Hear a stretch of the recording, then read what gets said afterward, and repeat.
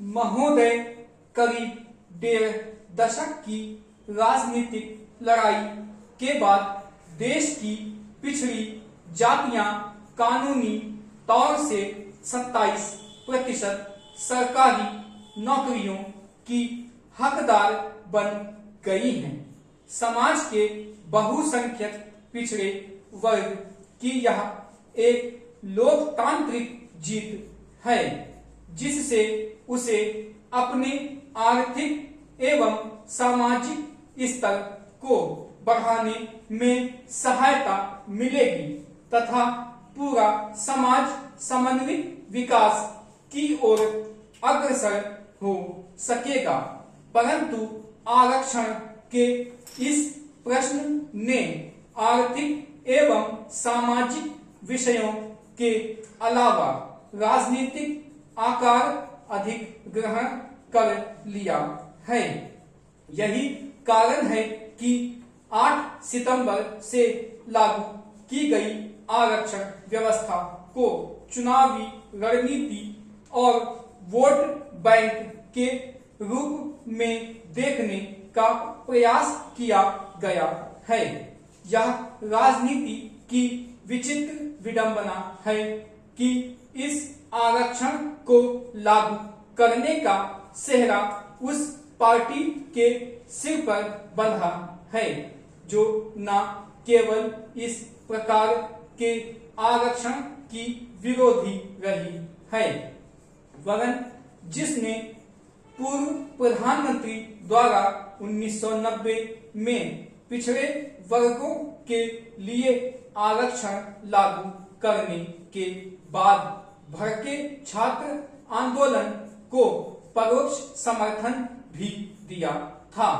आरक्षण लागू करने का श्रेय लेकर कल्याण मंत्री अपने को पिछड़ों का मसीहा भले ही कह लें, लेकिन पूर्व प्रधानमंत्री को इसके राजनीतिक श्रेय से वंचित नहीं किया जा सकता है। वर्तमान राजनीतिक परिस्थितियों में मंडल आधारभूत आरक्षण सभी दलों की एक राजनीतिक मजबूरी बन गई है। आरक्षण लागू करके मंडलवाद का मुखौटा लगाने से कांग्रेस अपने असली चेहरे को नहीं छिपा सकती है। तत्कालीन प्रधानमंत्री और जनता दल परिवार का आरक्षण लागू करने के सरकारी निर्णय से संतुष्ट एवं प्रसन्न होना स्वाभाविक है। यह मंडलवाद का मुद्दा था, जिसके कारण 11 महीने में उनकी सरकार गिर गई।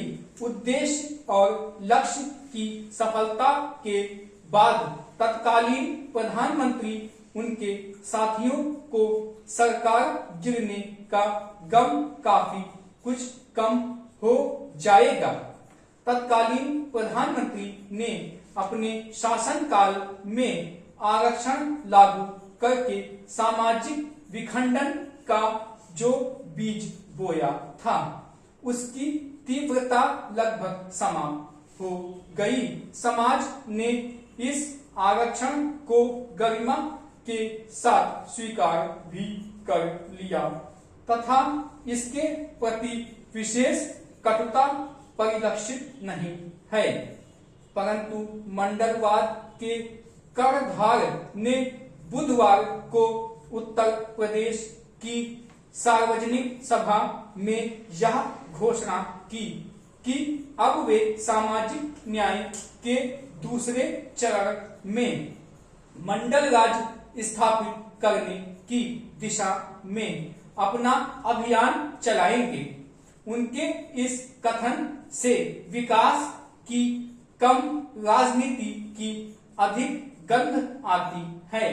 जब वे मंडल राज की स्थापना की बात कहते हैं तो उसके पीछे जातीय वर्ग संघर्ष और चुनावों के लिए जातीय समीकरण स्थापित करने की बात झलकती है।